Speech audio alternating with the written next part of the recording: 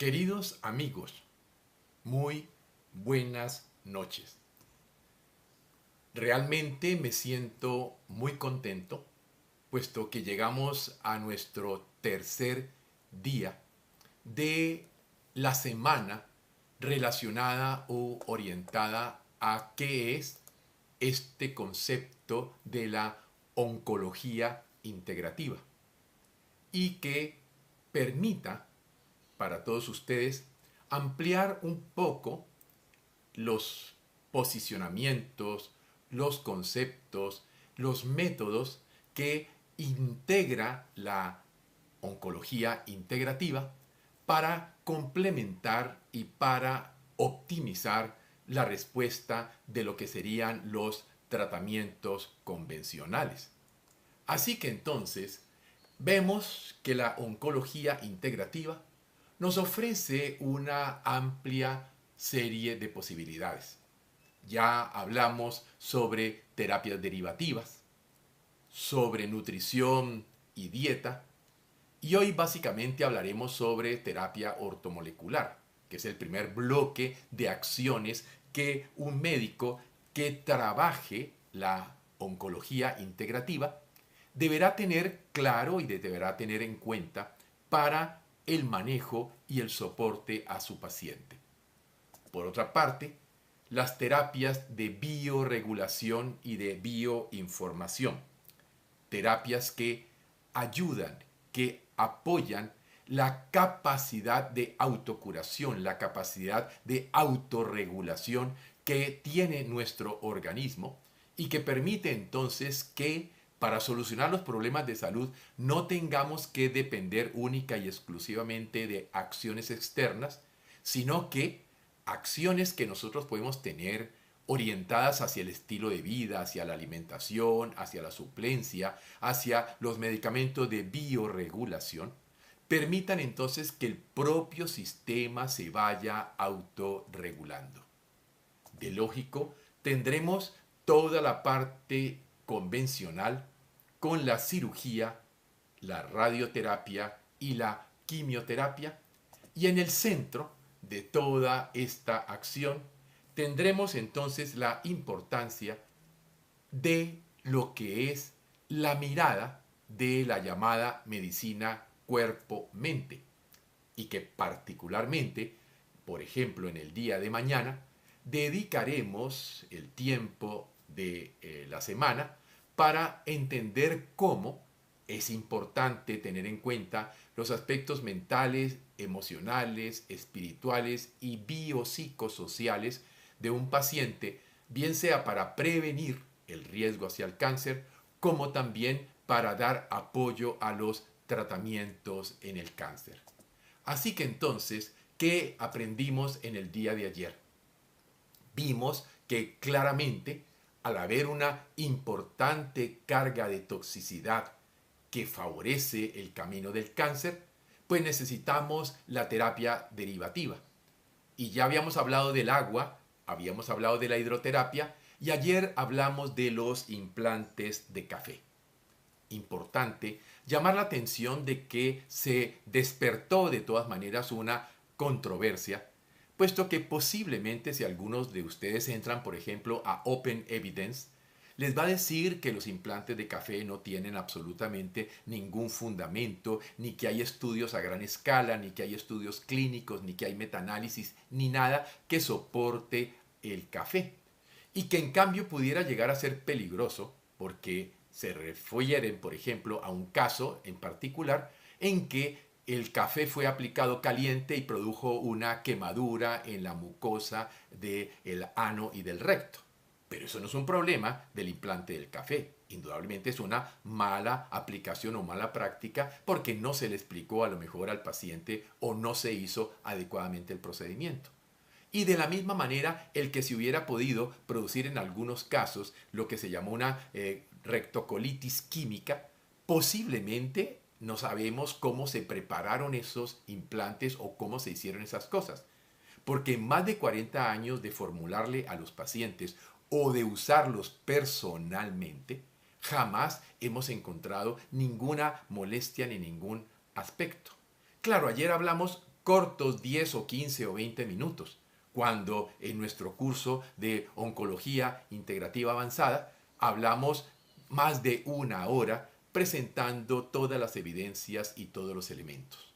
Esto quiero que lo tengamos muy en claro porque es posible que lo que vamos presentando día a día no sea sino una pequeña toma de la gran cantidad de información de las más de 100 horas que ya tenemos en el programa avanzado de oncología integrativa y que por lo tanto puede ser, como igual ocurrirá en el día de hoy, que algunas de las cosas que decimos no quedan completamente dichas o completamente explicadas porque simplemente el tiempo no nos lo permite. Así que es clave y lo iremos teniendo a lo largo de quienes hagan el curso, entonces de cómo abrimos sesiones de preguntas y respuestas, abrimos sesiones de intercambio con los estudiantes con la finalidad de que todo este tipo de dudas o de conceptos puedan quedar claramente resueltos. También hablamos en el día de ayer de bioquímica nutricional en cáncer, que permitía entonces entender cómo perfectamente en la alimentación que nosotros consumimos, allí hay claramente moléculas presentes en los alimentos que tienen propiedades anticáncer. Hablamos, por ejemplo, del indol 3-carbinol, de los isotiocianatos, hablamos de los elementos que pueden actuar para prevenir, para impedir o para enlentecer y bloquear la progresión del cáncer.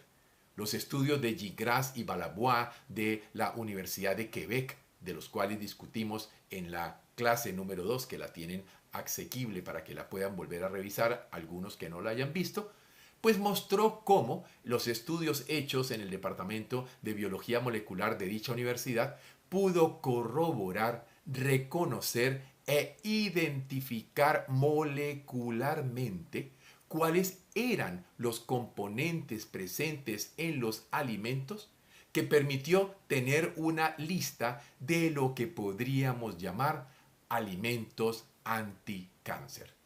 Y de la misma manera, hablamos entonces de todo el papel y toda la importancia que podrá jugar y que juega la dieta frente al cáncer.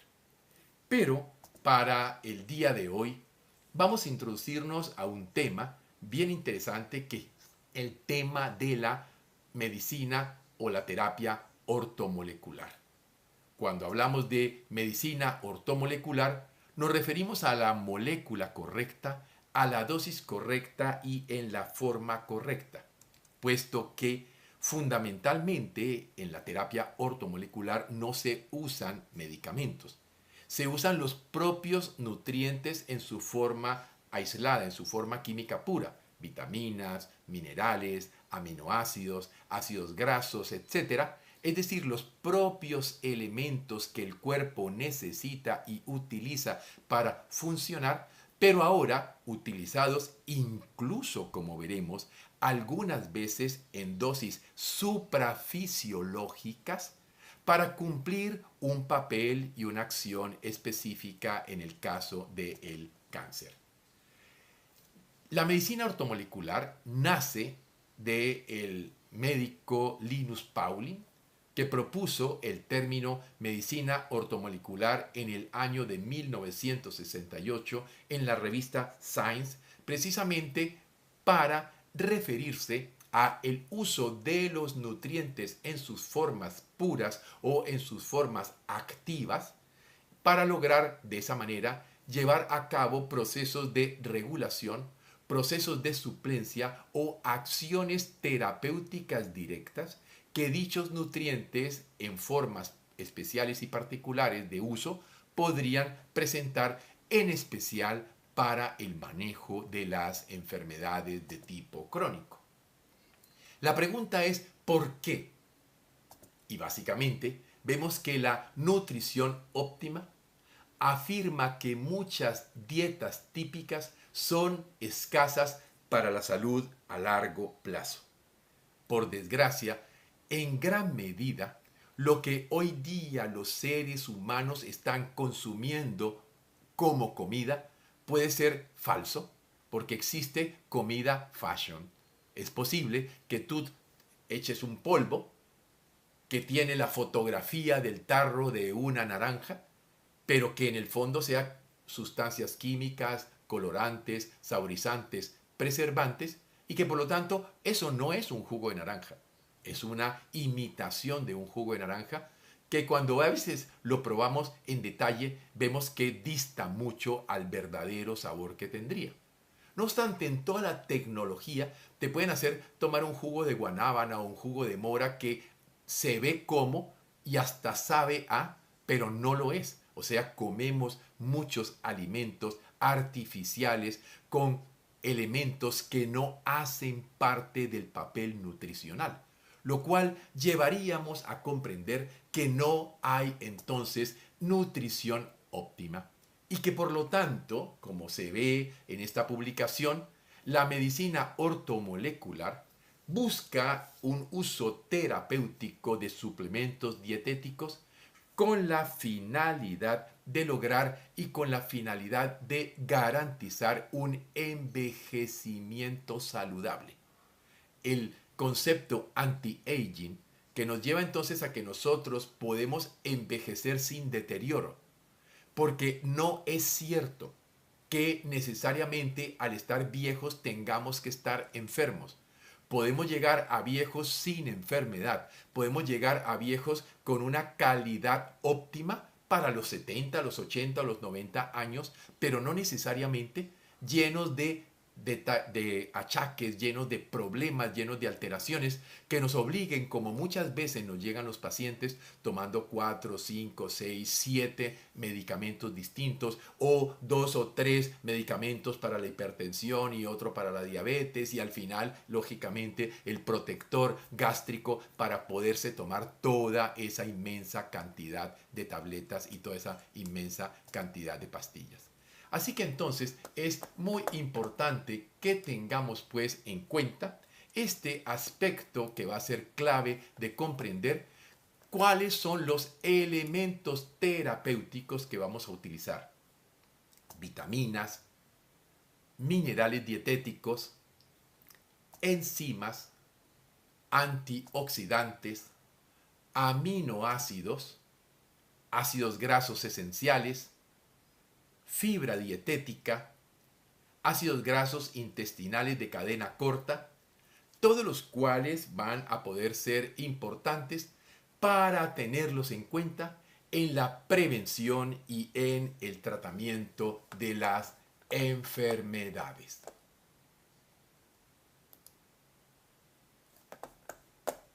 Podamos garantizar, podamos garantizar el correcto funcionamiento del sistema. Así que es muy importante que tengamos claramente en cuenta este aspecto. La medicina y la terapia ortomolecular lo que busca es el aporte de los elementos básicos que el cuerpo necesita para poder operar y para poder funcionar de forma correcta. ¿Qué métodos usa la terapia ortomolecular? Puede ser simplemente el uso de elementos altos en nutriente, porque perfectamente yo puedo preparar cualquier plato culinario y incrementar, por ejemplo, el contenido de portadores que traigan zinc o que traigan selenio o que traigan complejo B o que traigan ácidos grasos omega 3. Es decir, yo puedo hacer la alquimia culinaria. De hecho, este es un punto muy importante y por eso de la mano de nosotros siempre tiene que haber un chef que nos pueda ayudar a crear esos platos gustosos y sabrosos para que el paciente los consuma, pero que vengan entonces enriquecidos con los elementos que yo necesito. De la misma manera, podemos hacer la suplementación dietética en presentación galénica. Y hoy día tenemos claramente tenemos cápsulas, tenemos pastillas, tenemos polvos, tenemos muchos elementos que pueden contener vitaminas, minerales, aminoácidos o mezclas para formar complejos que utilizaríamos según sea la necesidad que tenga en el tratamiento. Y muy especialmente, y esto será clave e importante en el cáncer, la inyección intravenosa de soluciones nutritivas. ¿Y por qué tendríamos que utilizar muchas veces la inyección intravenosa? Por los problemas que puede haber en la absorción intestinal.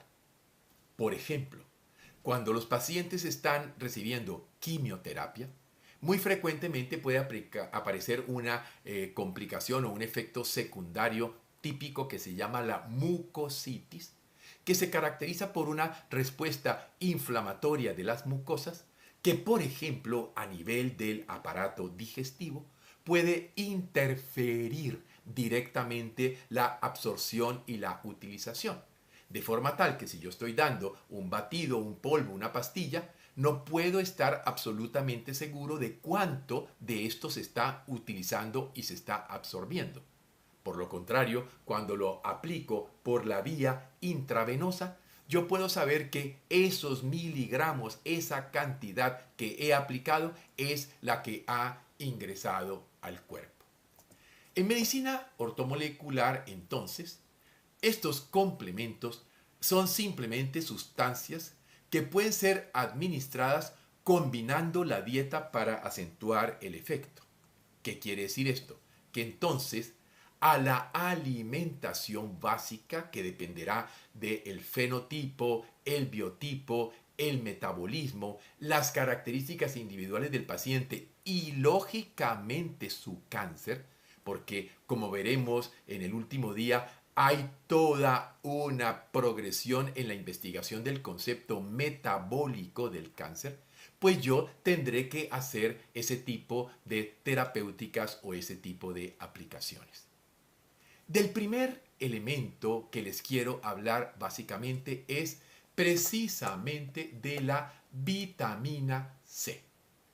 Es determinante que entendamos que aquí no solamente hubo una amplia controversia, sino que se dejó de utilizar por mucho tiempo por unos conceptos claramente errados y equivocados, como vamos a ver. Toda la historia empieza en Canadá, cuando el pediatra William McCormick hablaba de que los cambios generalizados del estroma en el escorbuto eran idénticos a los observados focalmente en el cáncer. Eso lo llevó a que en 1959 publicara en los archivos de pediatría de que el cáncer era una enfermedad del microambiente, en esa época le llamaban enfermedad del colágeno, y que por tanto podía estar relacionado con o asociado a la deficiencia de un nutriente, que para él era entonces la vitamina C. O sea que vemos que desde un tiempo atrás este concepto nació y posteriormente él se dedica a investigar y pudo observar cómo los pacientes con cáncer muestran invariablemente depletada en general la vitamina C. Y una publicación de la clínica Riordan en el año 2005 pudo ver cómo incluso los niveles de vitamina C podían llegar a ser niveles cero. O sea, había un estado total de lo que podríamos llamar la anascorbemia. Y cuando yo estoy en un estado anascorbémico, estoy en el estado similar a lo que es fundamentalmente la patología conocida como escorbuto, una patología que puede llegar a ser muy grave, que puede llegar a ser incluso mortal, y que la causa principal sería la deficiencia de la vitamina C.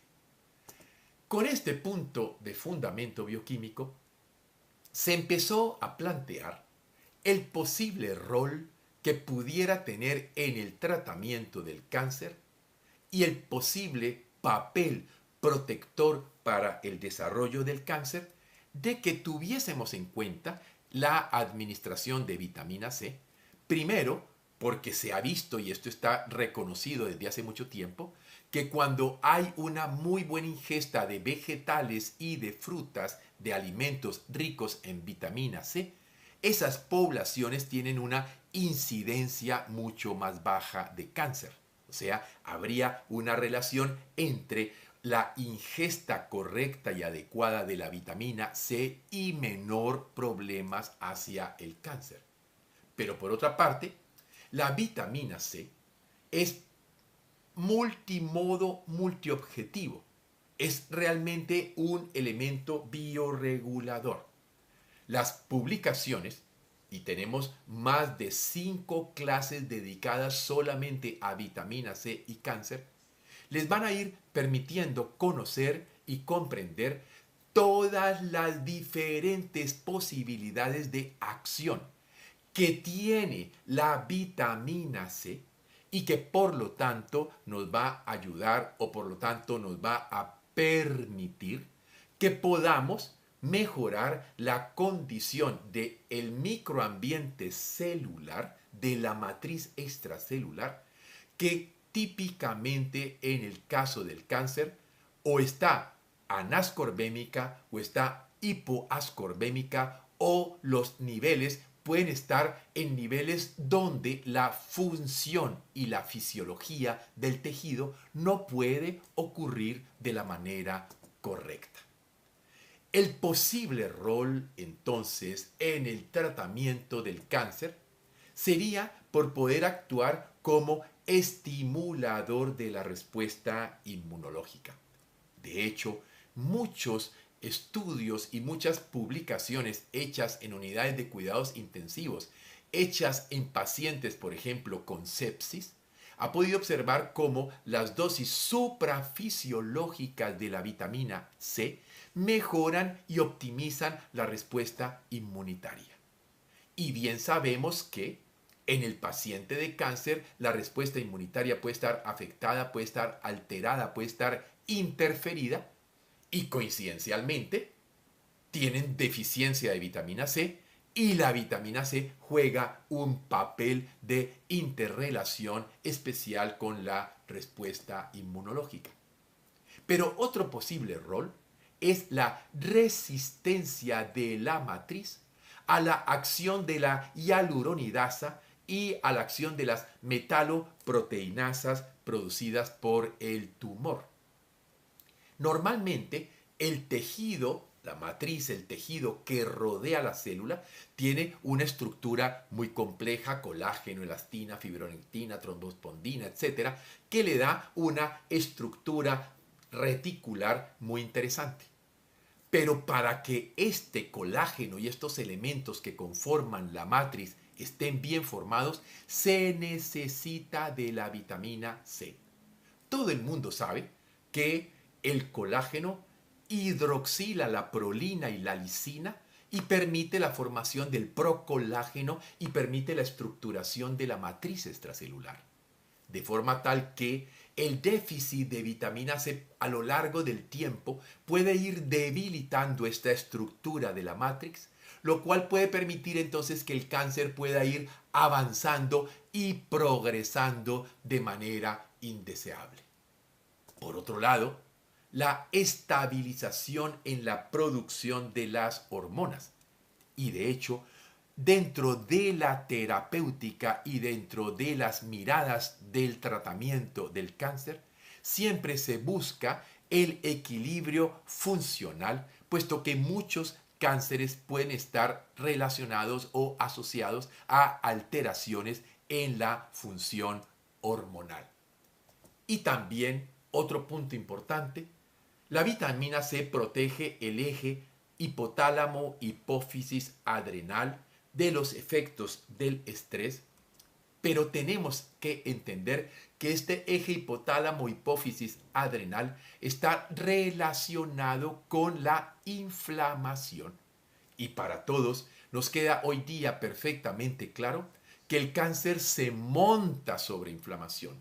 Ayer les decía que el cáncer podría utilizar a la inflamación como el caballo de Troya que permite que el proceso neoplásico y que el proceso canceroso avance de manera clara y evidente. Así que entonces, la pregunta que nos haríamos, ¿y cuál podría ser el papel de la vitamina C en la terapéutica del cáncer? Para el año de 1973, el inglés Cameron y el gringo Pauling insisten nuevamente en el papel de la vitamina C en la estructura de la matriz extracelular y por lo tanto consideran fundamental los niveles adecuados de ascorbato tisular para que en general el microambiente esté bien formado y que por lo tanto podamos tener el equilibrio funcional dentro de las enfermedades de tipo crónico.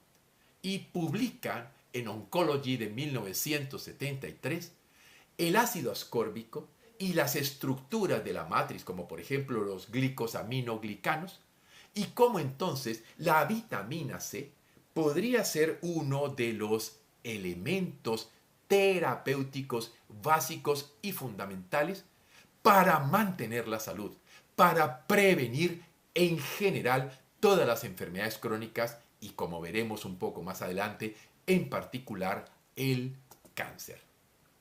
Cameron y Campbell inicialmente publican el reporte de 50 pacientes que me permitía sugerir el beneficio de las altas dosis de ascorbato. Tomaron pacientes terminales, porque lógicamente para hacer este estudio solamente le entregaron pacientes que ya habían sido desechados, pacientes terminales, y empezaron a darles dosis por encima de los 10 gramos, tanto utilizando la vía oral como utilizando la inyección intravenosa, es decir, la vía parenteral. Y este par de investigadores pudieron entonces publicar en el Chemical Biological Interaction de 1974 cómo en pacientes con cánceres terminales, con cánceres avanzados, el uso de las altas dosis de vitamina C había tenido dos cosas importantes. Una, prolongación mayor en el tiempo, o sea, estos pacientes habían sobrevivido más tiempo en comparación con los que estaban en la misma condición y que no recibieron vitamina C. Pero por otra parte, la calidad de vida e incluso la dignidad en la muerte de estos pacientes fue superior. Por otra parte, pudieron ver que los pacientes que recibieron las infusiones de ascorbato vivieron 300 días más que los controles. Y por favor, entendamos que en un paciente con un cáncer terminal, tener casi un año de sobrevida fue claramente un indicativo de que algo estaba ocurriendo gracias a la aplicación oral e intravenosa de la vitamina C. Publican luego en el 1978 en los Proceedings de la National Academy of Sciences de los Estados Unidos cómo habría que reevaluar y mirar por qué había habido una prolongación en el tiempo de supervivencia en pacientes que estaban con cánceres terminales simplemente con la adición de la vitamina C. Y esto llevó a que se dieran cuenta y que se hicieran otro tipo de investigaciones para ver la importancia que podría tener en la prevención y en el tratamiento de enfermedades crónicas. Estudios similares hechos en Europa y en Japón reportaron resultados similares que permitían ver entonces que en tumores, incluso tumores complejos, se había podido observar regresión o mejoría gracias a las dosis altas de vitamina C. Hay que tener en cuenta que al ser Linus Pauling un premio Nobel, pues todo esto levantó, digamos, mucha polvareda. ¿Y qué ocurrió entonces? Que los norteamericanos, para testar definitivamente si el ascorbato era efectivo, en la clínica Mayo, Mortel y colaboradores realizaron 2 estudios randomizados controlados con placebo con ojo lo que les estoy subrayando aquí, ascorbato oral. Y ninguno mostró ningún beneficio. Con lo cual publicaron que había una falla y que la vitamina C realmente no servía para el tratamiento de estos pacientes. Y lógicamente hay que comprender que un estudio placebo controlado en Clínica Mayo pues tuvo un tremendo impacto en la comunidad médica. Por otra parte, llegaron entonces con estos estudios a la conclusión de que la terapia con altas dosis de vitamina C no era eficaz contra la enfermedad maligna avanzada y que estas altas dosis versus placebos en este estudio segundo randomizado no habían mostrado ningún tipo de resultados. Esto fue indudablemente una bomba que cayó contra la vitamina C y que llevó entonces a que, sobre todo en la comunidad de oncólogos, se pensara que la vitamina C no tenía ninguna importancia. Pero aquí nos hacemos la gran pregunta. ¿Qué pasó con los estudios de Pauling, Cameron, los japoneses y los belgas y el estudio de la Clínica Mayo? Si tanto los estudios de Cameron y Pauling como los de la Clínica Mayo habían utilizado dosis por encima de 10 gramos. Entonces, ¿cuál podría ser la diferencia? ¿Por qué Cameron, Pauling y todo este grupo habían encontrado resultados efectivos, benéficos, importantes, necesarios, y en cambio en Clínica Mayo no encontraron nada y dijeron que esto no servía para nada? Aquí viene el punto importante. Los estudios de Cameron y Pauling utilizaron dosis orales y dosis intravenosas de vitamina C, mientras que los estudios de la Clínica Mayo solo utilizaron y solo emplearon la vía de la dosis oral, nunca usaron vía intravenosa. Y es importante que llamemos la atención en el sentido de que Cameron entonces publica de que los estudios de la Clínica Mayo no siguieron el protocolo de ellos, que los estudios de la Clínica Mayo solo habían utilizado vitamina C oral, mientras que los estudios de ellos habían utilizado vitamina C parenteral. Por lo tanto, eran dos estudios diferentes.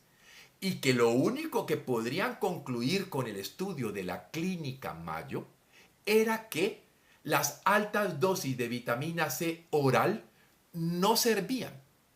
Pero no descartaba a la vitamina C cuando se utilizaba por otra vía de aplicación, en este caso la vía intravenosa. Pero tenemos que saber que en esta época no se conocía que el ascorbato oral y que el ascorbato intravenoso tienen farmacocinéticas sorprendentemente diferentes y que por consiguiente no es igual tomar vitamina C oral que colocar vitamina C inyectable. Son dos cosas completamente distintas y es lo que marca la diferencia entre los estudios Cameron-Pauling o los estudios de Mortel en la Clínica Mayo. Es importante estar pues atentos porque se ha podido observar cómo, por ejemplo, niños que sufrían de patologías como la leucemia linfoblástica aguda, se encontraba claramente en ellos bajos niveles de antioxidantes, bajos niveles de vitamina C, que en gran medida incrementaban los efectos adversos de la quimioterapia. Por consiguiente, en muchos casos, el acompañar el tratamiento quimioterapéutico con el tratamiento de vitamina C, y lógicamente hay que saberlo hacer, hay que conocer muy bien en qué momento se pone la vitamina C y en qué momento se pone la quimio para lograr este efecto de potenciación. Porque la vía oral solo logra concentraciones plasmáticas que después de 24 horas retornan a valores mínimos, que es el plató renal, que está entre 10 a 85 micromoles por litro. Quiero que miren esta gráfica. Comiendo y con la alimentación básicamente, ¿qué tenemos? Pues tenemos, fundamentalmente, encontramos aquí o observamos aquí que veríamos entonces cómo tener nosotros el uso y la dieta va a mantener un nivel entre 70 a 90 micromoles, que es el nivel básico que se necesita para que el cuerpo funcione. Ahora, si ustedes ven 1 gramo, 1,25, 2 gramos, 3 gramos, 2, miren cómo sube la vitamina C, puede llegar hasta 200 micromoles, pero luego en el transcurso de las 24 horas va cayendo.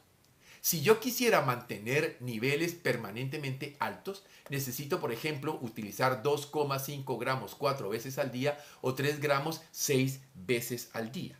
No obstante, aquí es muy importante que entendamos que así yo dé dosis de saturación oral de vitamina C, que es del orden de 3 gramos 4 a 6 veces al día, nunca voy a superar más que los 220 micromoles por litro.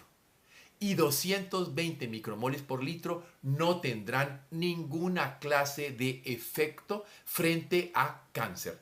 Podrán ser beneficiosos frente a enfermedades virales, frente a cicatrización de heridas, frente a tendencia infecciosa, a otras cosas, pero no frente a el cáncer.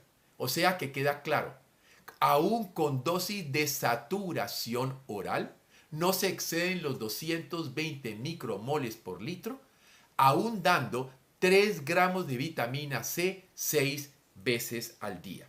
Y esto es básicamente lo que ustedes tienen que entender. El estudio de la Clínica Mayo nunca llegó a valores más altos de 180 micromoles litro. Y 180 micromoles litro no tendrán efecto o acción positiva frente a el cáncer. Ahora, si yo doy vitamina C intravenosa, miren, puedo llegar a dosis tan altas como 15.000 micromoles litro. O sea que si yo tengo que comprar máximo 220 micromoles litro oral contra 15.000 micromoles litro por vía intravenosa, pues indudablemente los efectos pueden ser claramente distintos. Y aquí ven ustedes las gráficas cuando ponemos intravenoso 1 gramo, 3 gramos, 5 gramos, 10 gramos, 50 gramos o 100 gramos. Y aquí va a ser importante entender que llegar al nivel terapéutico, que es más o menos los 5.000 micromoles, solo se logra con dosis superiores a los 10 gramos. Por esto, esta curva de los 10 gramos es la curva que mostró entonces evidentemente que se pudo llegar a dosis terapéuticas. Y cuando yo pongo la vitamina C por vía intravenosa, a nivel intravenosa no hay problema, porque allí yo tengo sustancias como la glutatión peroxidasa y la catalasa, que hacen que el peróxido de hidrógeno que se forma por la infusión sea básicamente pasado a agua y a oxígeno. Pero en cambio, si la vitamina C entra a extracelular, a la matriz, se me forma allí el radical ascorbato, no hay cómo deshacerse y el peróxido de hidrógeno que aquí se forma tendrá entonces la posibilidad de influir sobre la célula cancerosa por 3 vías. Una vía dañando directamente el DNA, aumentando los PIPAR, haciendo que caiga el NAD y que no se pueda producir el ATP que la célula necesita para tener energía. La otra vía sería aumentar el shunt de las pentosas, que disminuiría la glicólisis y por lo tanto no se produciría la energía. Y el tercer, el daño directo a la mitocondria, que también afectaría la producción de ATP. Es decir, nos queda claro que actuamos a nivel de la mitocondria, generando un impacto sobre, como lo veremos el día sábado, la situación metabólica y por lo tanto esto ralentiza y esto afecta el proceso del tumor. Los estudios han permitido observar que hay lo que se llama la ventana terapéutica, que puede estar muy particularmente para la gran mayoría de los cánceres entre 30 a 50 gramos.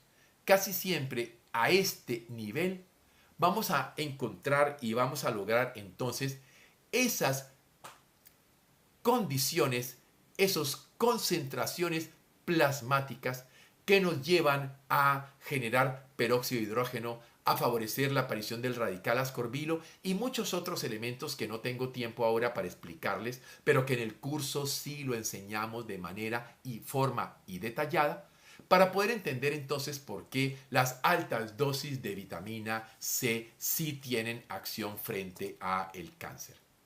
Así que cuando yo pongo la administración intravenosa de ascorbato, puedo llegar a niveles muy altos plasmáticos que el tratamiento oral no podría lograr. Y esto nos lleva a entender que los estudios de la Clínica Mayo no aportan ni refutan los efectos del uso intravenoso de la vitamina C comparado con el uso oral. Por tanto, hoy día hay muchísimas publicaciones, créanme que es muy importante la cantidad de investigación que se está haciendo y que está creando un open mind para que asociemos el uso de la vitamina C, que además es un análogo de la glucosa y que todos sabemos por el efecto Warburg que la célula cancerosa tiene avidez por la glucosa. Y pensando que la vitamina C es una azúcar, entonces la come y allí es cuando empieza todo su problema. De hecho, el PET scan, que se utiliza como el gold standard para el diagnóstico de cáncer, utiliza glucosa marcada radioactivamente porque sabe que la célula cancerosa, al comerse la glucosa, captura el elemento radioactivo y por lo tanto lo podremos ver en el PET scan y lo podremos ver en la imagen. Esto es el primer punto entonces al cual les quiero llamar la atención, la importancia de vitamina C como uno de los elementos que a nivel mundial más desde el punto de vista de medicina ortomolecular se está utilizando. Ahora, cómo usarlo, cómo se hace la escalera, cómo se combina con la quimio, en qué momento se usa, en qué tipos de cáncer, cuánto pongo en uno, cuánto pongo en otro, pues esto es un tema indudablemente que necesita prácticamente 2 horas para que podamos explicar y además mostrarles la evidencia. Pasemos ahora a hablar del complejo B, que podríamos definirlo como el eje oculto entre la inmunidad, el metabolismo y el cáncer. Porque la pregunta es, ¿qué tiene que ver el complejo B con la célula cancerosa? Hoy día sabemos que las vitaminas del complejo B están directamente implicadas en procesos fundamentales del desarrollo y la progresión del cáncer. Efectivamente, por ejemplo, el complejo B se necesita para la estabilidad genómica. Las deficiencias de vitamina B9, folato y vitamina B12, cobalamina, pueden llevar a errores en la replicación del ADN, pueden llevar a roturas en la doble hélice y pueden favorecer mutaciones oncogénicas. Con lo cual, podríamos dando cuenta entonces que el déficit de elementos del complejo B se han ido investigando y se han ido pudiendo relacionar con la aparición del cáncer. Y hoy día, con la mala calidad de la comida industrializada, es posible que el aporte de muchos de estos elementos no sea el correcto. Por ejemplo, el complejo B es clave en la inmunomodulación. La inflamación crónica, hemos dicho, es un promotor clave y es un factor determinante en el cáncer. Y las vitaminas del complejo B pueden ayudar a modular la inflamación.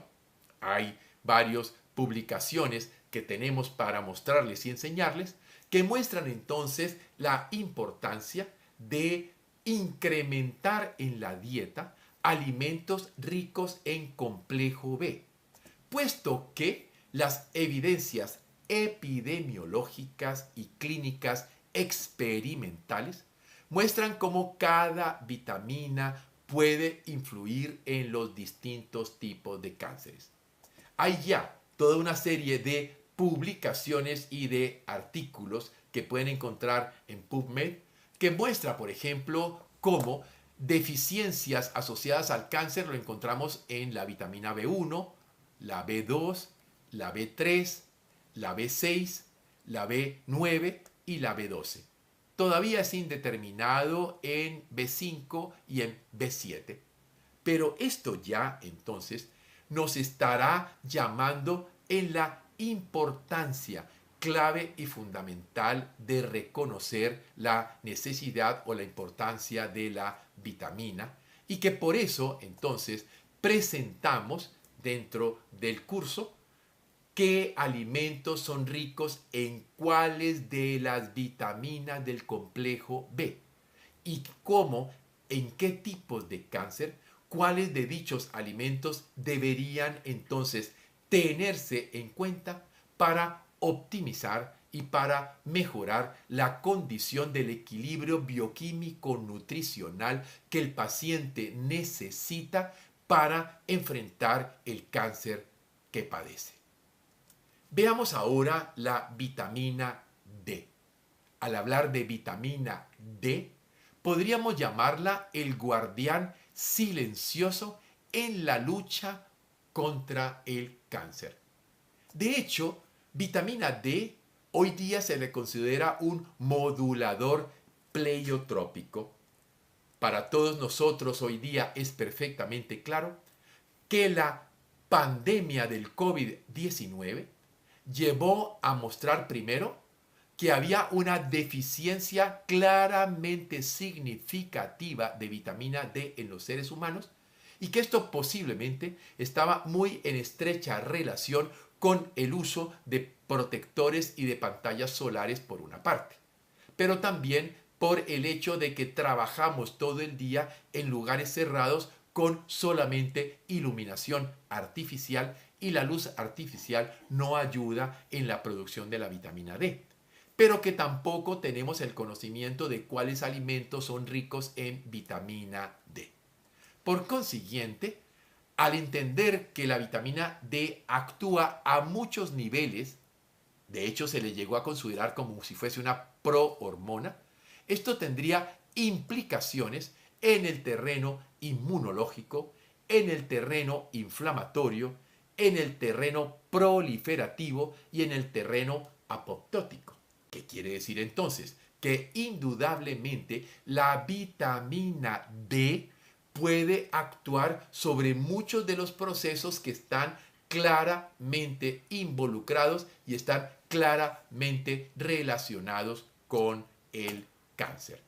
Y aquí podemos ver cómo además la vitamina D puede actuar como un regulador, como un target frente a genes que tienen que ver con el metabolismo energético, con la inmunidad innata, con la inmunidad adaptativa, con el crecimiento celular, la diferenciación y la apoptosis, con la homeostasis del calcio. O sea, la vitamina D influye sobre genes que pueden ser fundamentales en el proceso de la aparición o en el proceso de la evolución que podemos tener con respecto a o con relación a lo que es básicamente el cáncer. Y de hecho, podemos encontrar, por ejemplo, que inhibe la angiogénesis al suprimir la expresión del factor endotelial vascular de crecimiento. Y queridos, Esto es extremadamente importante porque uno de los hallmarks, una de las cosas importantes del cáncer es hacer crecer vasos sanguíneos para que alimenten al cáncer. Eso se llama angiogénesis.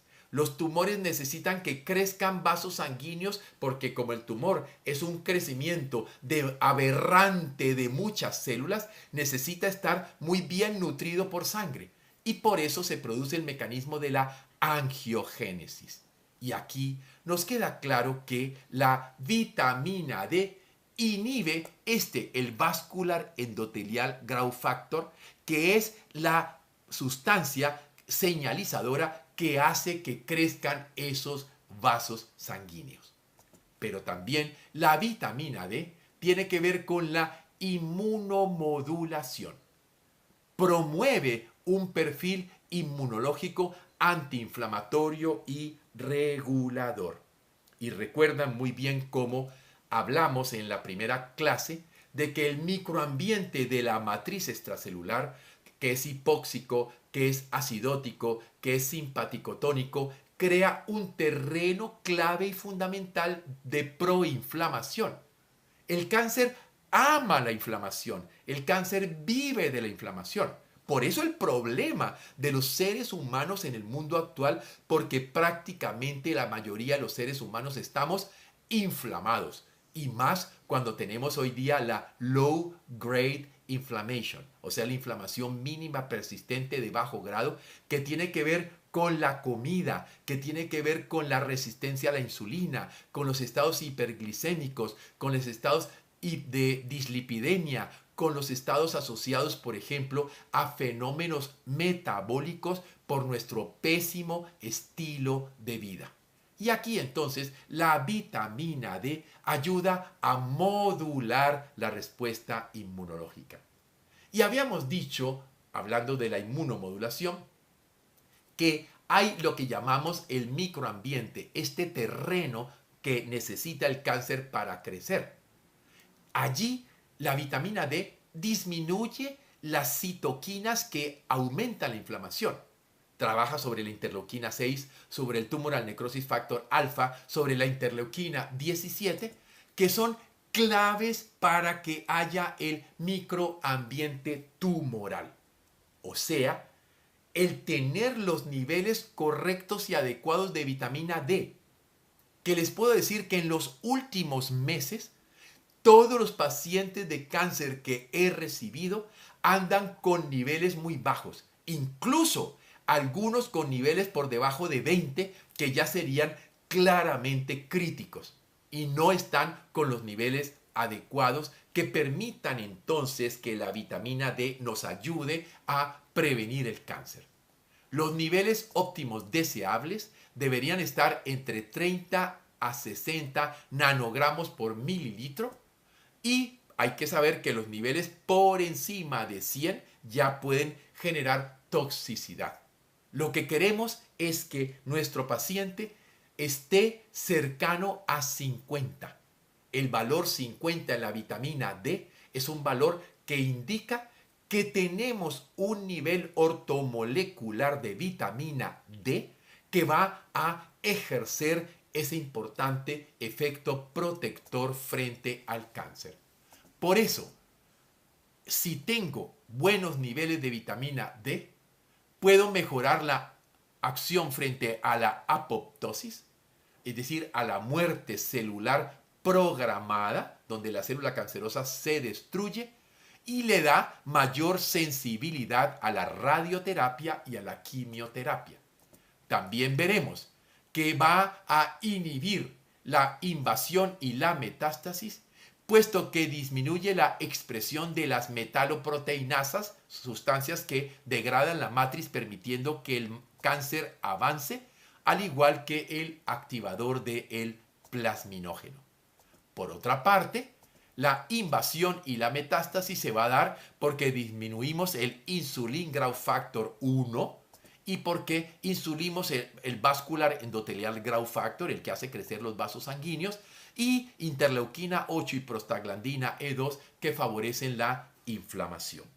Así que entonces es perfectamente claro que necesitamos tener los niveles de vitamina D correctos y que por esa razón entonces prestamos muchísima atención y les mostramos cuáles son las fuentes dietéticas ideales de la vitamina D, cuáles son las combinaciones alimentarias que van a ayudar a mejorar los niveles de vitamina D. Y en esto el chef Alejandro, en nuestro programa de oncología integrativa, nos muestra entonces toda una serie de platos deliciosos simplemente cuando necesitamos optimizar, mejorar, mantener los niveles de vitamina D en nuestros pacientes. Así que entonces debemos incluir la evaluación del estatus de vitamina D en los protocolos de tamizaje y en los protocolos de tratamiento integral en el paciente oncológico. Pasemos ahora a hablar de vitamina A, que es clave en la prevención y es clave en el control del cáncer, puesto que nos ayuda a regular, nos ayuda de manera muy especial a regular el crecimiento y la muerte celular. Es clave entender que hay formas de vitamina A, beta-caroteno, alfa-caroteno, beta-criptosantina, licopeno, luteína, zeaxantina, que son los principales carotenoides que presentan, además de esto, acciones biológicas, acciones básicas e importantes, entre ellas aquellas que están asociadas o relacionadas con protegernos frente al riesgo de cáncer. Los retinoides tienen claramente la potencialidad de despertar la respuesta antitumoral. ¿Por qué?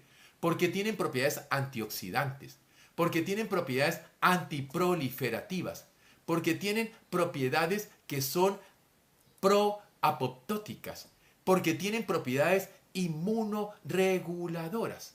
Es decir, tal como aquí entonces lo podemos ver y tal como aquí entonces lo podemos mirar, evidentemente tenemos que estar atentos a el consumo de todos aquellos alimentos ricos en retinoides con variedad de sus estructuras para lograr una amplia potencialidad funcional y regulatoria que permita entonces comprender que la inhibición, por ejemplo, de las enzimas como la citocromo P450, la CYP26, que está claramente asociada con la inflamación y con el cáncer, podrá ser un punto importante como diana farmacológico en el cáncer.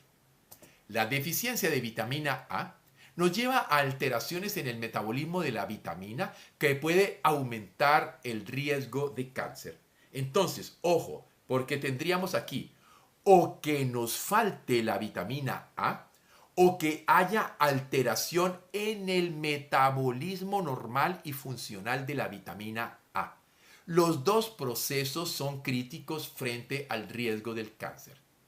Si hablamos, por ejemplo, de el cáncer de pulmón de células no pequeñas, tiene una baja expresión del receptor de la vitamina A, que se llama el RARS, el vitamina A receptor, el cual entonces está claramente relacionado con una menor sobrevida. Entonces, fíjense aquí, el paciente con este tipo de cáncer de pulmón puede tener un problema en bloqueo en el receptor de la vitamina A, por lo tanto no la puede captar, no la puede utilizar, y esto automáticamente representa una menor relación con el estilo de vida.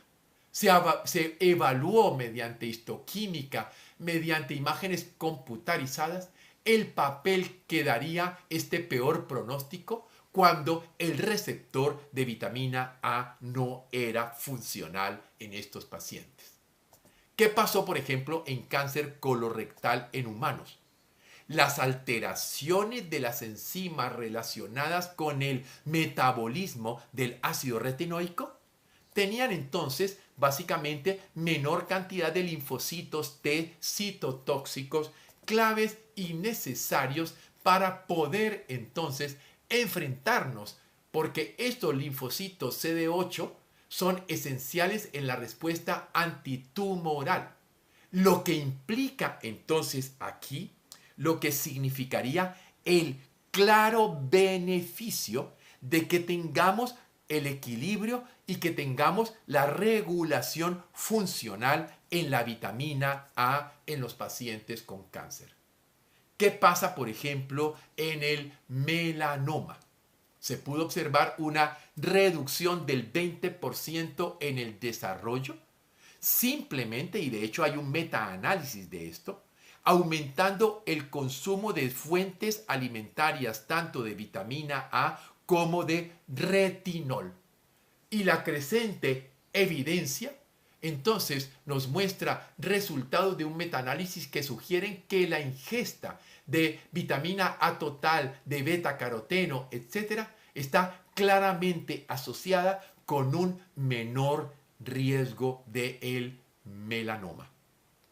Ahora, si hablamos de la vitamina A y que sus derivados pueden contribuir a la apoptosis del retículo endoplásmico, dañando el retículo endoplásmico de la célula cancerosa, esto será clave para disminuir la recurrencia de la enfermedad y para mejorar los resultados terapéuticos.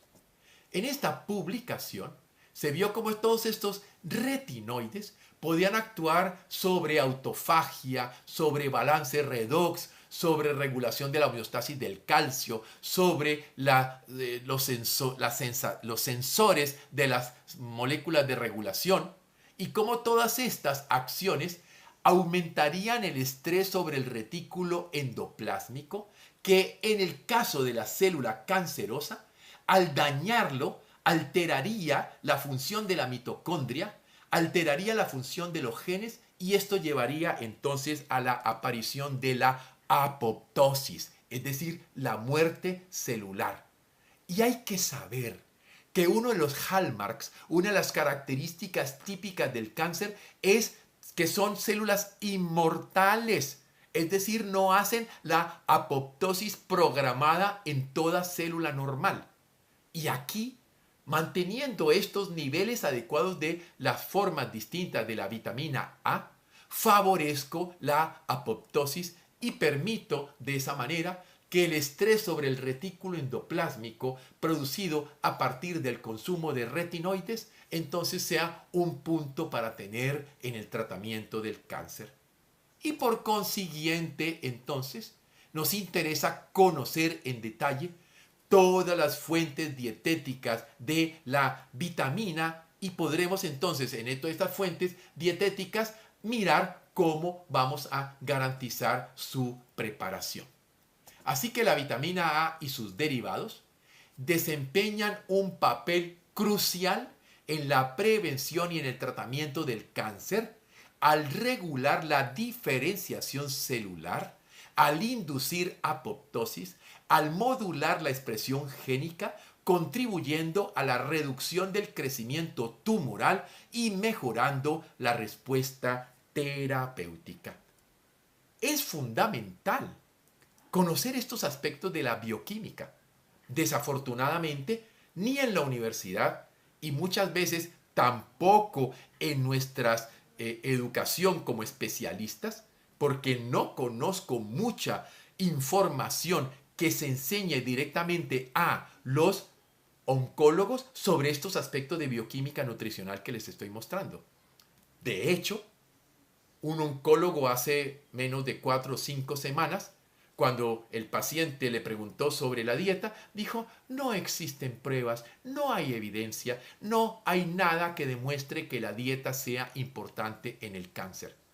Pero es que no solamente estamos hablando de la dieta, estamos hablando de los componentes de la dieta, estamos hablando de la necesidad de aumentar y optimizar los niveles de ciertos nutrientes que hoy día tenemos la forma de saberlo. Podemos hacer espectrofotometrías de absorción atómica, podemos hacer test metabólicos que nos permitan conocer, por ejemplo, las deficiencias de vitaminas, de minerales, de aminoácidos, etcétera, para entrar entonces a realizar y a lograr lo que sería claramente la suplencia en nuestros pacientes.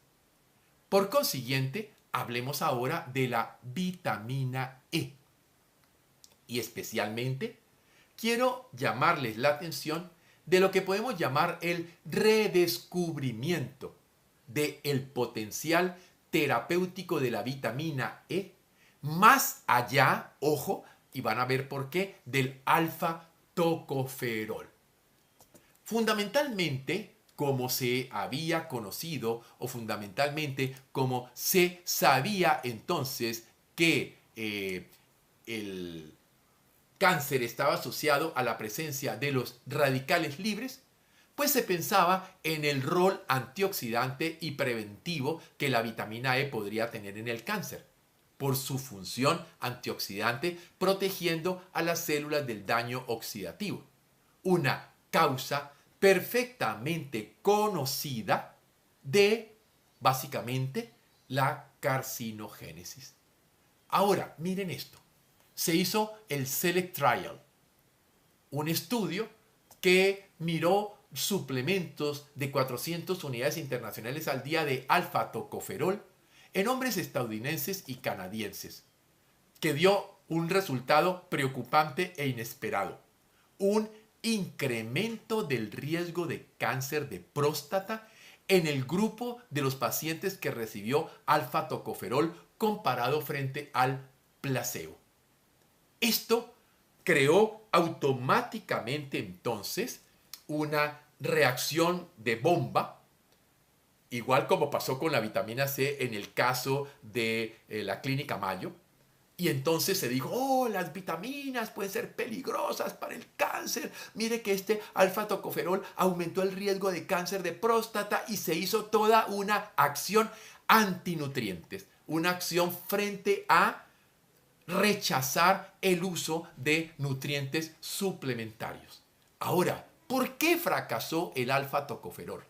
Porque el alto consumo de alfa-tocoferol podría alterar el equilibrio natural entre las distintas isoformas de la vitamina E, llevando de esa manera a una disminución potencial en el papel, en el aspecto protector general. O sea, dar una forma especial alfa-tocoferol alteró toda otra cantidad de isoformas, o sea, de otras de las maneras que presentamos en el cuerpo de la vitamina E, y que por lo tanto esto llevó a que futuras investigaciones se enfoquen en las otras formas de tocoferoles, incluso de los tocotrienoles, que tienen mecanismos más allá de la simple neutralización de los radicales libres. O sea, es importante que entendamos que el alfa-tocoferol, que es muy bueno para prevenir el efecto oxidativo, no tiene otra cantidad de efectos que sí tienen las otras isoformas que estamos teniendo de la vitamina E. Así que entonces se empezaron con estudios en animales que mostraron que las mezclas ricas en otras isoformas eran más efectivas en la prevención de varios tipos de cáncer. Se empezaron a estudiar los efectos moleculares y sus mecanismos, y se vio, por ejemplo, que estas isoformas, diferentes a el alfa-tocoferol, inhiben, por ejemplo, la ciclooxigenasa 2, una enzima que está claramente involucrada en la inflamación y en la progresión tumoral. Por otra parte, se pudo observar cómo se reducían los mediadores proinflamatorios como la prostaglandina E2 y los leucotrienos. Y también se observó que se inducía apoptosis en células tumorales a través de la activación de las caspasas, y que ya luego los estudios en humanos sugieren que un mayor consumo de las otras isoformas de la vitamina E está inversamente asociada con el riesgo de ciertos cánceres, como podrían ser particularmente próstata y el cáncer de colon. En el programa avanzado tenemos todos los papers y vemos entonces el análisis detallado de lo que estas investigaciones han ido demostrando. Porque luego, cuando se estudiaron los tocotrienoles, se observó que tenían propiedades biológicas únicas, con mejor capacidad antioxidante a nivel de las membranas lipídicas, con mayor efecto de inhibir la proliferación celular, eran más efectivos, y con mejor capacidad de penetrar más eficientemente en tejidos celulares debido a la presencia de su cadena insaturada. Fue clave ver que los tocotrienoles, por ejemplo, tenían mecanismos moleculares como, que ya lo habíamos visto, inducción del estrés del retículo endoplásmico que lleva a la muerte programada en las células tumorales.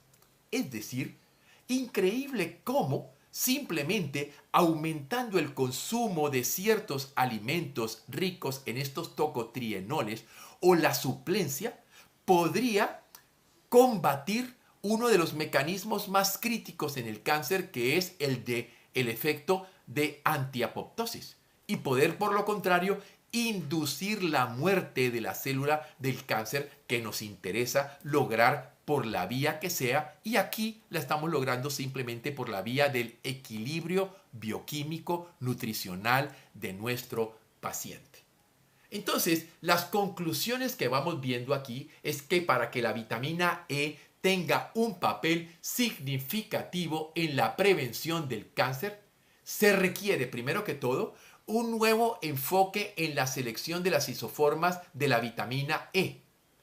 Salirnos del alfa-tocoferol, porque estas formas son efectivas en la prevención de varios tipos de cáncer y que los modelos animales y que los modelos que podríamos encontrar ya en pulmón, en próstata, en cáncer, en colon, en mama y en piel, entonces básicamente nos llevan a comprender la importancia de darnos cuenta de esta realidad y que estos tocoferoles como el alfa los sacamos, nos vamos con las otras isoformas o con los tocotrienoles que los podemos encontrar particularmente en los alimentos.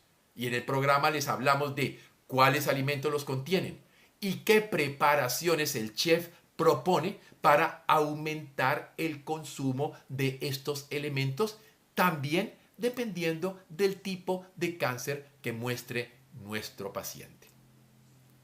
¿Qué pasa entonces ahora si hablamos fundamentalmente de la vitamina K? Y cuando hablamos de vitamina K, hablamos de precisamente activando las defensas naturales frente o contra el cáncer. Miren cosas importantes. La vitamina K en estudios clínicos ha sugerido que hay una mayor ingesta de vitamina K y de lógica hay una menor incidencia de cáncer. Tenemos una buena cantidad de paper que los ponemos a disposición de ustedes en el trabajo, en el programa, para que revisemos cómo se ha podido observar esta relación protectora y preventiva de la vitamina K. Evidencias preclínicas, por ejemplo, mostraron cómo la vitamina K2 en sus isoformas MK4 y MK7 pueden inhibir la proliferación de células como hígado, pulmón, próstata y colon. O sea, haría un efecto protector frente a estos cánceres. En el caso de la menadiona, la vitamina K3, es mucho más prooxidante y por lo tanto sería supremamente interesante para acompañar terapias prooxidativas, como es la quimioterapia, como es la vitamina C en altas dosis, que son terapias prooxidativas, donde hay estudios, publicaciones, tenemos varios papers de cómo si asociábamos la vitamina C con menadiona, con K3, el efecto era todavía más anticáncer, era un efecto todavía muchísimo mejor frente a la célula tumoral. Los mecanismos aquí serían básicamente la regulación epigenética, que permite modular la expresión de genes relacionados con el crecimiento tumoral. Y esto llevó a que en humanos se hiciesen estudios epidemiológicos que mostraran entonces la importancia de la ingesta dietética, por ejemplo, de vitamina K2 para reducir en términos generales el riesgo del cáncer.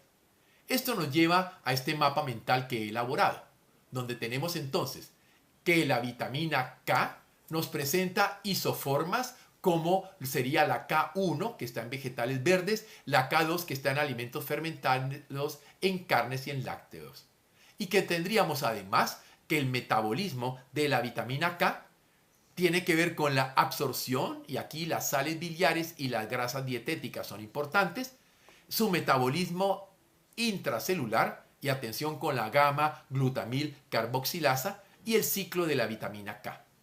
Por otra parte, sus funciones como cofactor para la carboxilación de proteínas, en la regulación básicamente frente a mecanismos como apoptosis, autofagia, inflamación, y que nos llevaría a buscar investigaciones cada vez más en humanos, combinaciones terapéuticas y consideraciones de seguridad para que nosotros entonces el empleo de la vitamina K viniese a ser una de las acciones a las cuales le prestamos especial atención y que particularmente le enseñamos, le mostramos, le explicamos al paciente cuáles son las fuentes de la vitamina K y cómo entonces podría llegar a prepararlas para lograr hacerlas más apetitosas y más eficientes.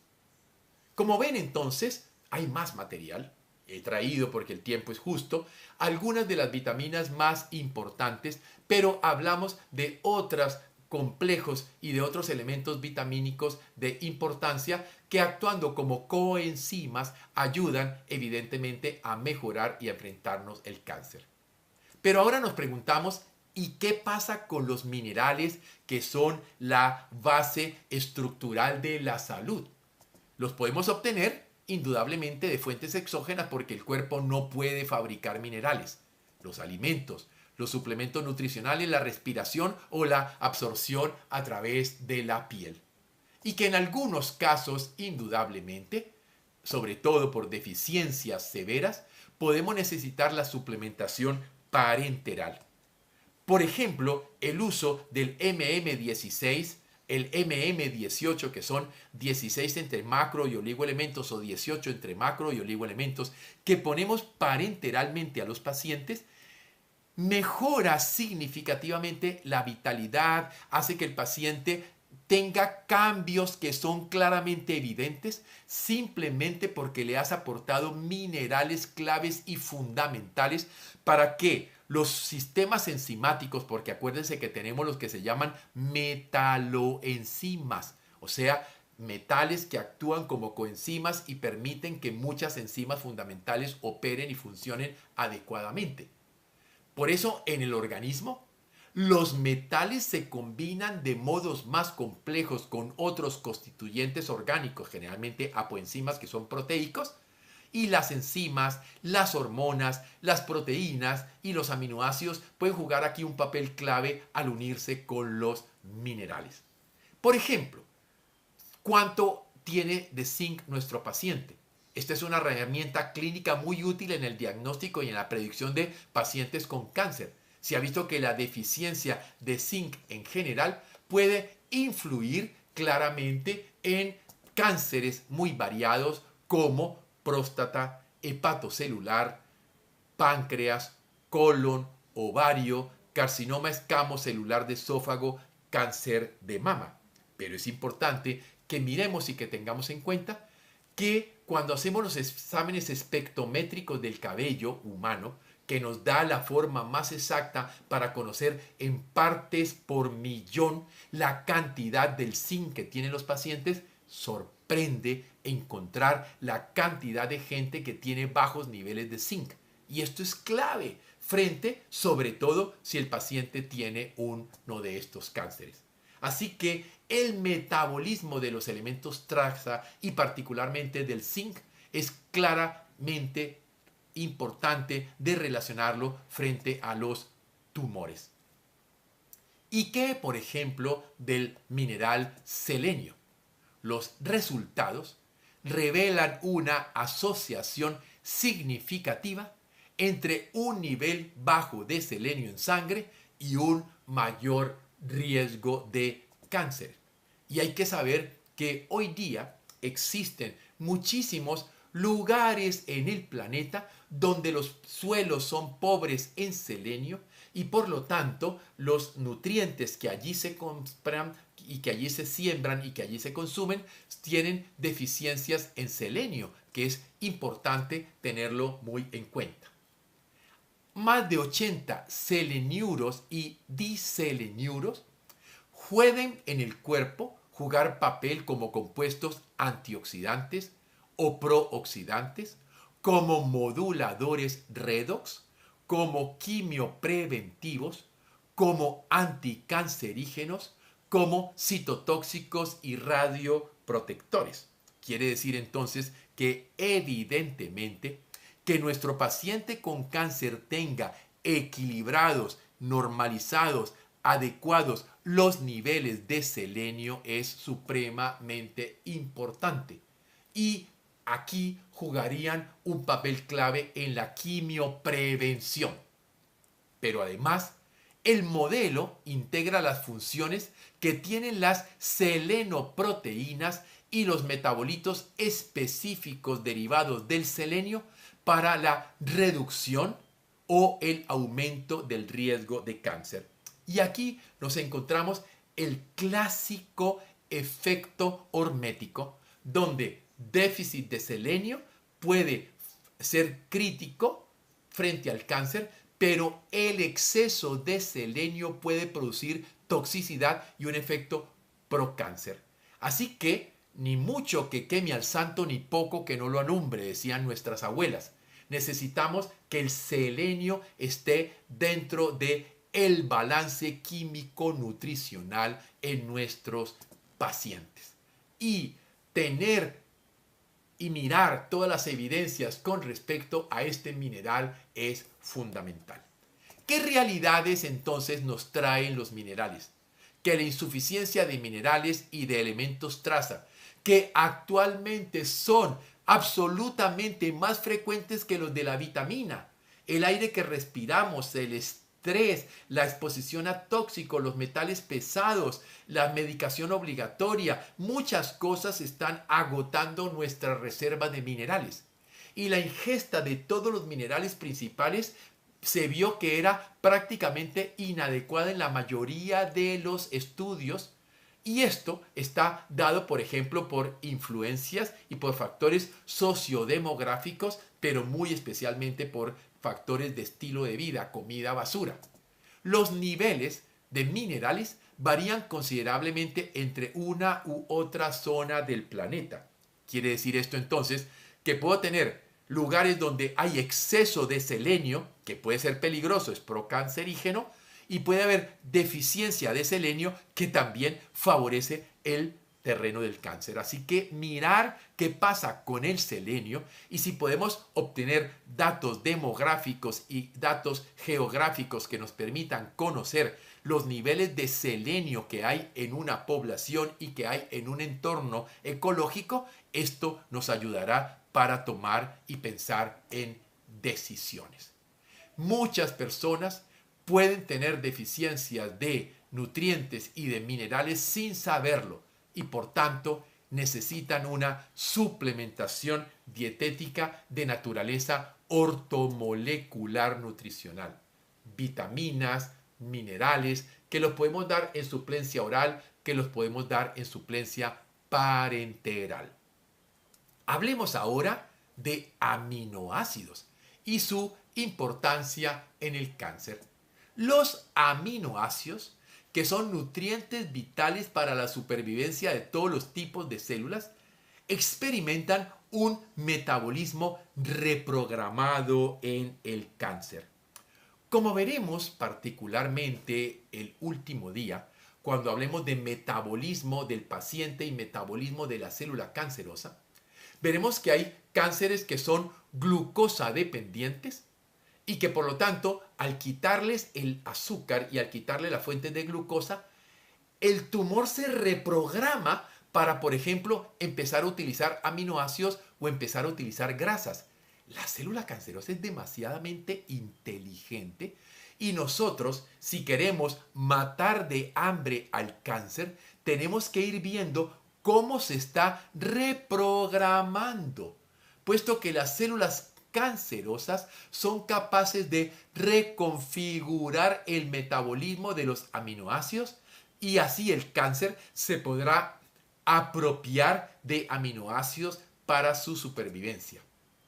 Miren, por ejemplo, lo que pasa con la glutamina.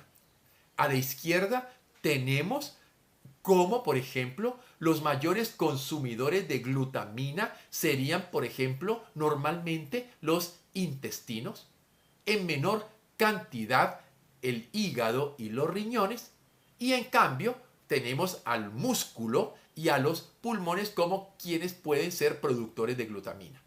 Ahora miren lo que pasa en el cáncer a mano derecha. Entonces miren cómo el intestino ya casi no utiliza la glutamina, pero en cambio pulmones, hígado, riñón y el músculo empiezan a proveer al tumor, que se vuelve un gran consumidor de glutamina.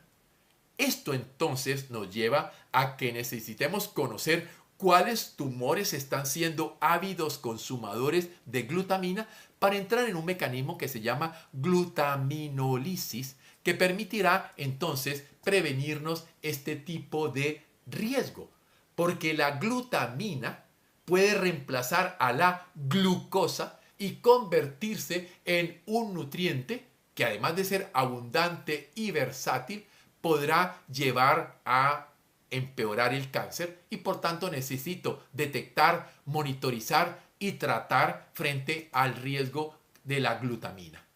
Por eso, en condiciones de privación de glucosa, el cáncer puede, por ejemplo, moverse hacia fumarato, hacia malato, hacia citrato, que son derivados de la glutamina, los cuales automáticamente aumentan de forma significativa.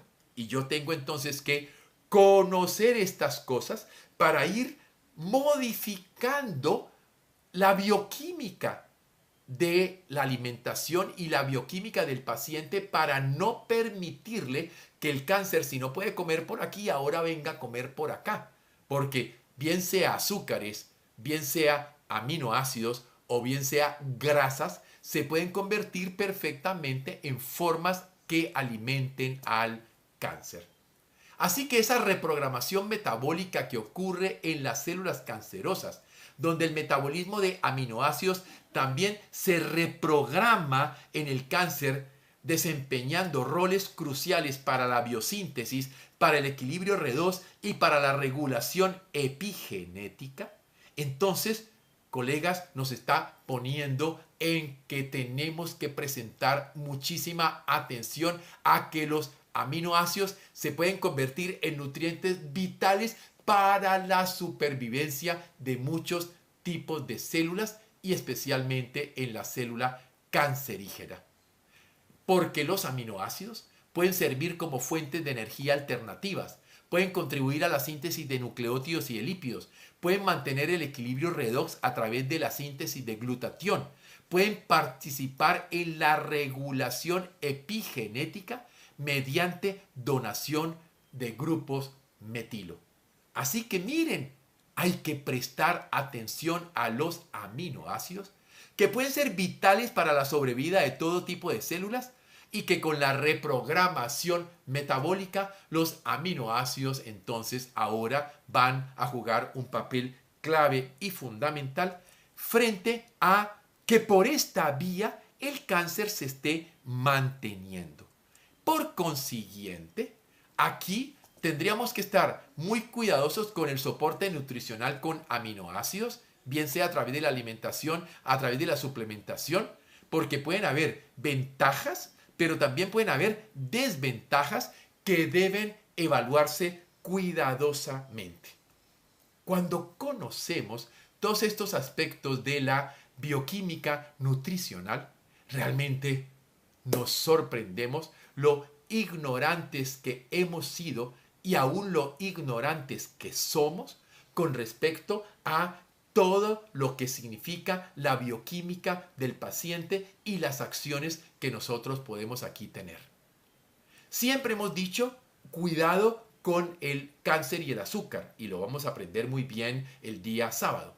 Pero quiero, para terminar hoy, hablarles de azúcar anticáncer.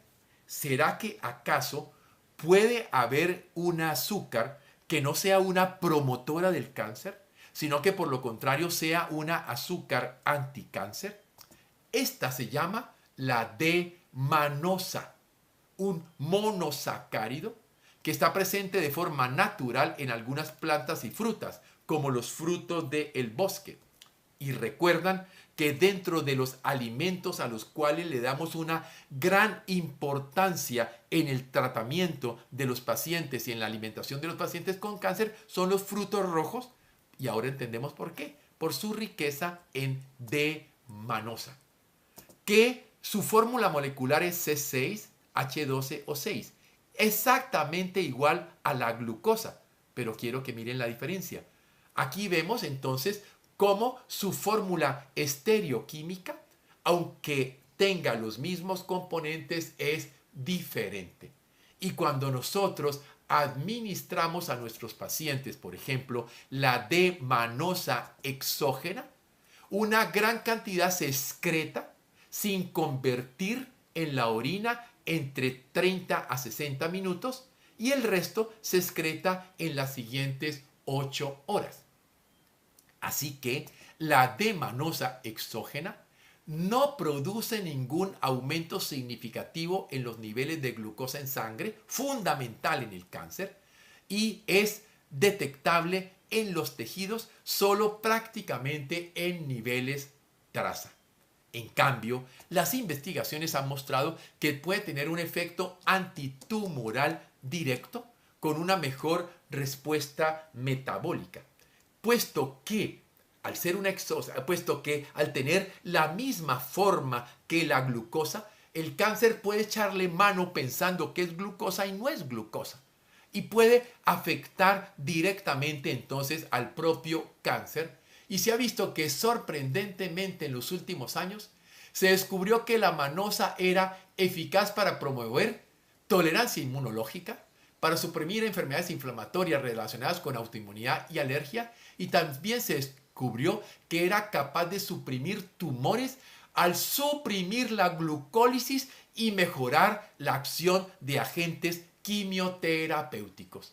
La D-manosa tiene dificultad para ser metabolizada en procesos glucólisis y quizás explica que allí sea su capacidad antineoplásica, ya que los tumores, al tener avidez a todo tipo de exosas, por eso se comen la vitamina C, por eso se comen la sacarosa, por eso se comen la manosa, creyendo que podrían ser fuentes de energía que podrían metabolizar. Entonces, estos análogos estructurales a la glucosa, como es la vitamina C y como es la manosa, no metabolizables, llevan entonces a la célula cancerosa ahora a una clara dificultad en el proceso de glucólisis. Y por lo tanto, le enredan la vida, le complican la vida al tumor y mejoran la respuesta quimioterapéutica. Así que si yo puedo lograr altos niveles séricos de D-manosa, esto se va a correlacionar positivamente con un mejor pronóstico en pacientes, por ejemplo, con cáncer del esófago, como fue publicado en la revista Carcinogenesis en el año 2017. O pueden potenciar la inmuno y la radioterapia en el peor de los cánceres de mama, que es el triple negativo, por la vía de la degradación de la proteína de superficie que tienen estos cánceres, que se llama la PDL-1, y que por tanto pacientes con cáncer de mama triple negativo podríamos encontrar aquí una importante estrategia desde la suplencia de un azúcar. La D-manosa, además, inhibe sustancialmente la angiogénesis y la progresión del cáncer colorectal, como se ha publicado en estas publicaciones recientes.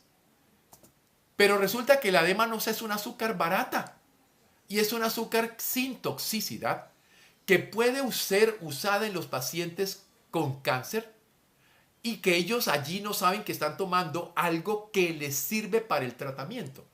Esto es tan importante que ya ustedes se encuentran en los Estados Unidos los sachets de D-manosa, que permiten que podamos utilizarlos como edulcorantes, endulzantes en recetas para sustitución del azúcar y que van a permitir que el consumo de 2 gramos al día, por ejemplo, ayude a interferir de manera positiva a el propio cáncer.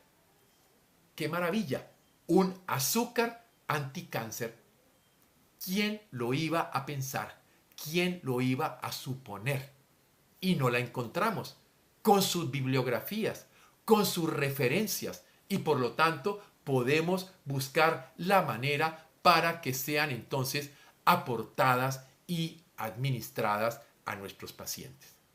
Fíjense todo lo que la terapia ortomolecular nos puede dar. Y se nos quedó por fuera del tintero, por ejemplo, hablar de melatonina, por ejemplo, hablar de omega 3, hablar de cantidades de otros nutrientes que son esenciales y que en las más de 20 clases que tiene el módulo de terapia ortomolecular en el curso avanzado de oncología integrativa, ustedes podrán perfectamente mirar los artículos, revisarlos y mirar todas estas explicaciones que permiten entender que hay mucho que aprender.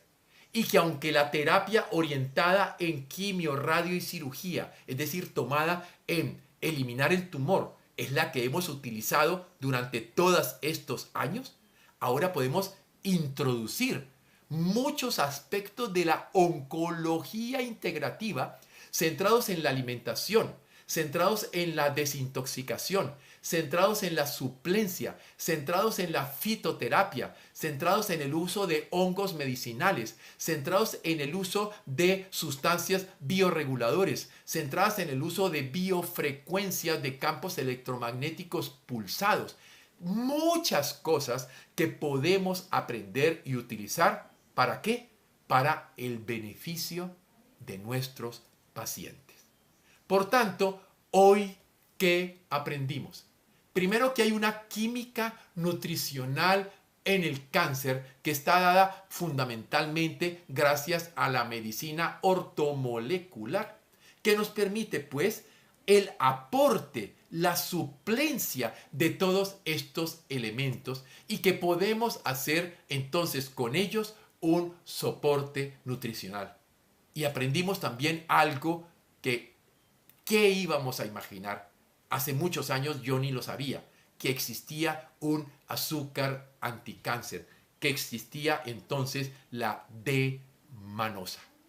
Así que espero que esta clase del día de hoy les haya abierto los ojos hacia el concepto de medicina funcional, hacia el concepto de terapia ortomolecular nutricional, hacia el concepto de cómo tenemos que pensar en que no solo hay que quemar, eliminar y envenenar al tumor, sino que hay que soportar, nutrir, optimizar al paciente y que tal como veremos mañana, cuando hablemos entonces de cuerpo, mente, emociones y de todos los aspectos psico, neuro, inmuno, endocrinos en un paciente de cáncer que deben ser entonces vistos y aprendidos, nos lleve entonces a comprender, nos lleve entonces a mirar la importancia de la visión de la oncología integrativa.